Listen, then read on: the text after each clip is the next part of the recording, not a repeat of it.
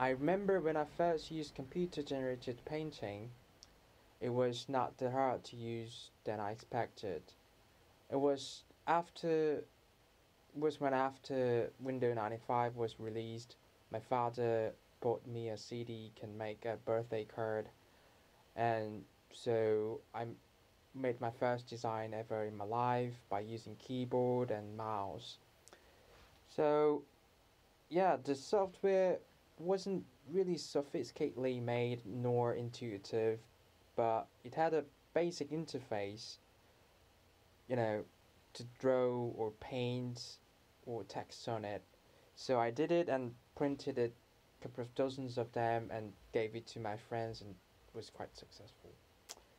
Um, using computer to draw something wasn't a sort of thing you could have it every time, everywhere you go, but it was a great tool to make it easier for people to share much faster. So, and I also really liked the sort of computer generated things than keeping it my private, like making a drawing and shutting down my notebooks and just keeping it my private wardrobe.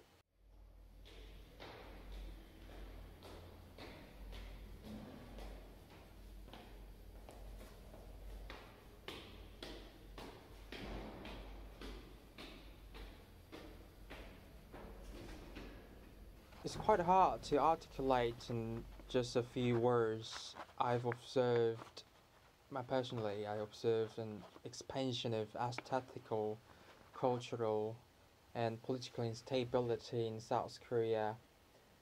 And it's sometimes beyond my knowledge or belief when I'm looking at. So, but even in the age of technology, um, it's it expands the roles of such boundaries. Um, I use technology and such art platforms in particular volume of space and transforming it into an interactive media performance. I always want my works to breathe with my cultural spirit into the nature of creative computing technologies. Um, and it has it has sort of purpose and meanings and breaking down the borders between audience and space or what they see.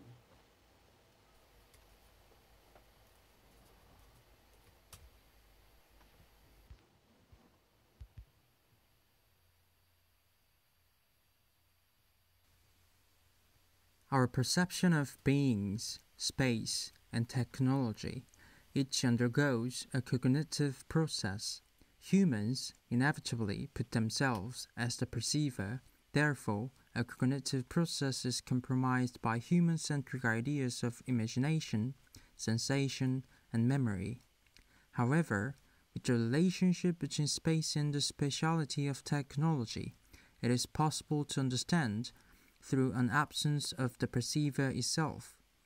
By processing the relationship between space and spatiality of technology through an absence of the perceiver, you could gain a perspective that transcends the historical human understanding of space itself.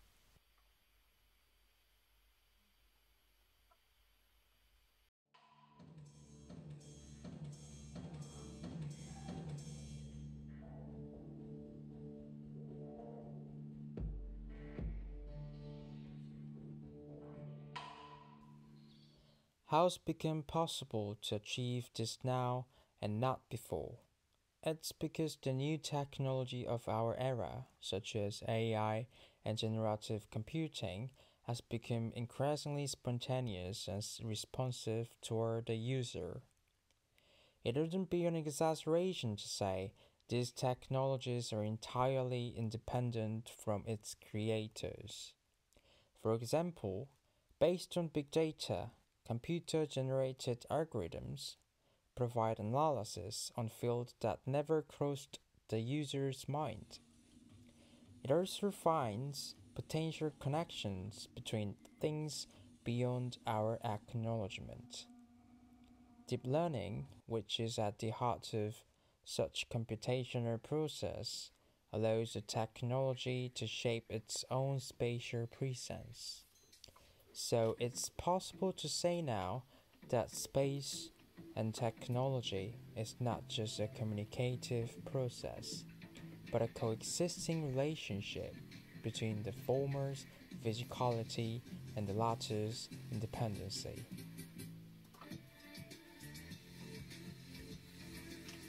The ideas of space discussed in this video is based on the values of Buddhism.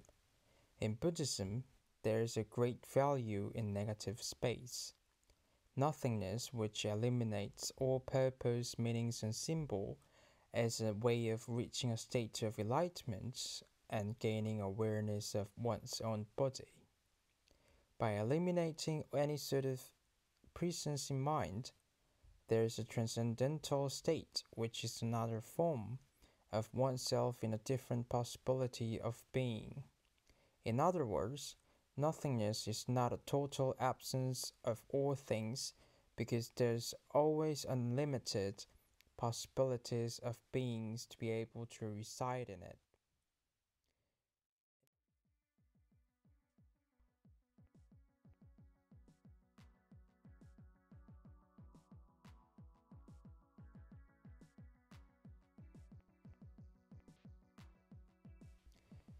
In this perspective, it's not you can't have something for nothing. It's you can't have something without nothing. That which is void is precisely form, and that which is form is precisely void.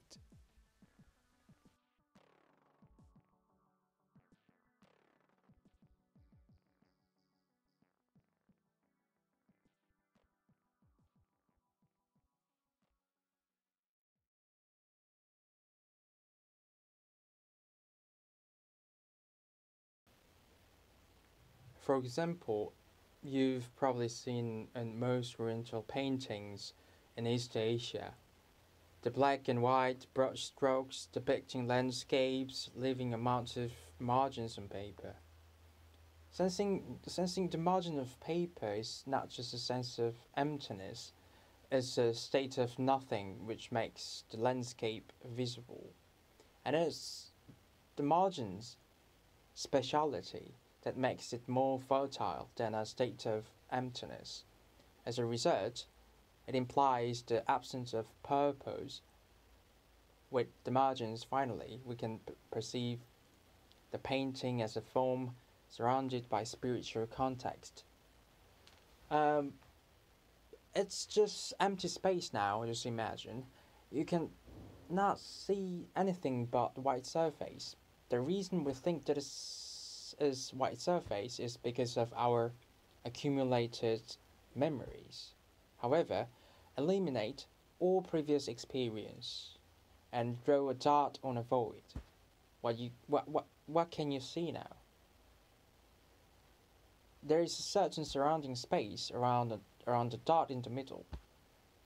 Our behavior of drawing something and that something's physical presence in some place turns empty space into meaningful space, which results in the form and shape as we perceive it.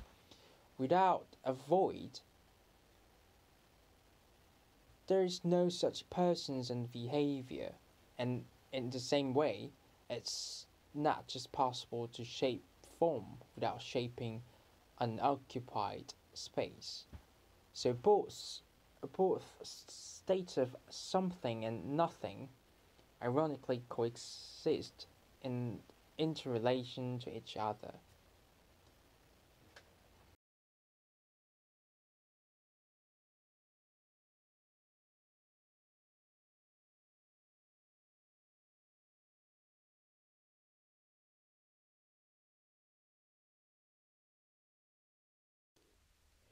Applying this in a performative art space, how does technology modify its own spatiality, and furthermore, how has an impact on the audience's perception of it?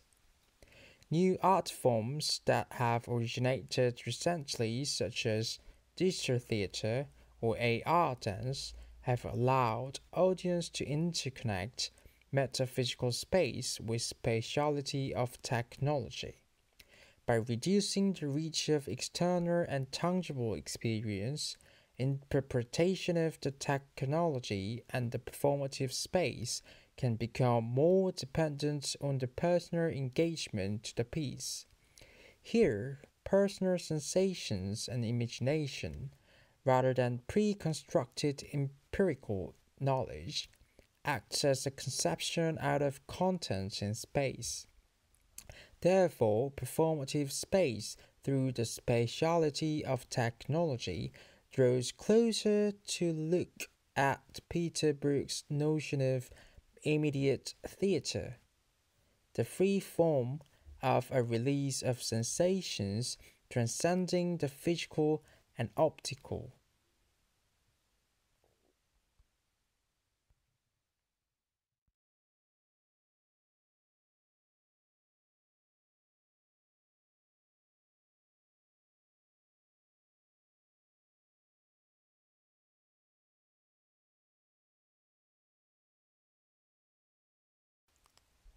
For example, live coding, which is real-time or conversational programming, is built by a grouped network between computers that outputs interactive sounds and visuals.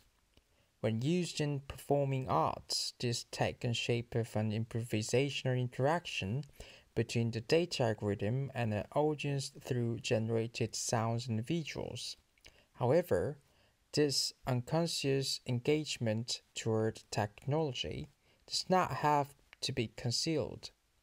By projecting the real-time source code in action onto the performance space, the spatiality of technology becomes visible to the audience, and the interconnectivity between codes segues into the interconnectivity of space and the audience.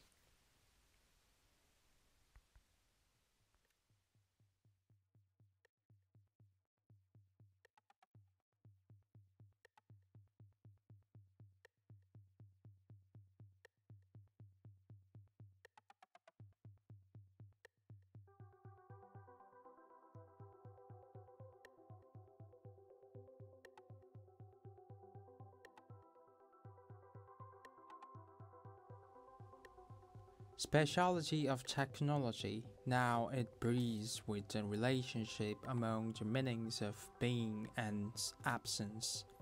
Finally, human presence coexist and having the possibility to be encouraged by the nature of space. So spatiality of technology is not just a simulated space that can be similar to or completely different from the real world. It's same as space where we are, as well as the space where we are not. But eliminating a state of what we are, we can have a state of where we are.